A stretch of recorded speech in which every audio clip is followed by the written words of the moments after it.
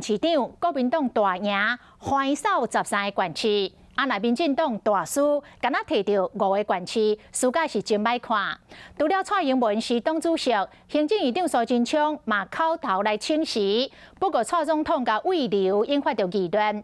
苏贞昌来回应，讲伊虽然请辞，但是总统希望伫个台湾局势拢严峻的即摆，应该爱坚守职位，做好着更较好的成绩。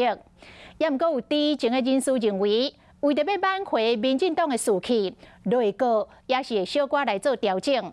其中，财政部长苏建荣、农委会主委陈吉仲，因为照调的时间到了，因已经表明袂阁留落来。那其他包括行政院副院长沈明珍、交通部长王国材、内政部长徐国勇，拢伫个离职的名单内。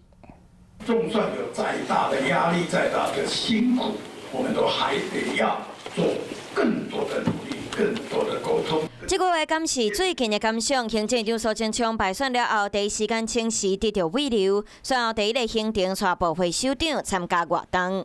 面对国内外瞬息万变的严峻形势，我们要紧盯，而且随时应变，应该坚守岗位。民进党26号记者会，身兼党主席的蔡英文宣布会承担败选所有责任。不过苏贞昌得到慰留，连夜嘛出现反弹声音。为了解决内部的不满，根据了解，行政刷落来进行一部分的内阁改组。点名陈明珍、苏建荣拢红列伫可能落台名单。内政部长徐国勇虽然有想要离开想法，却拢得到慰留。另外，农委会主委陈吉仲、交通部长王国材拢有可能换人，传出交予家人市长林佑昌来接任交通部长。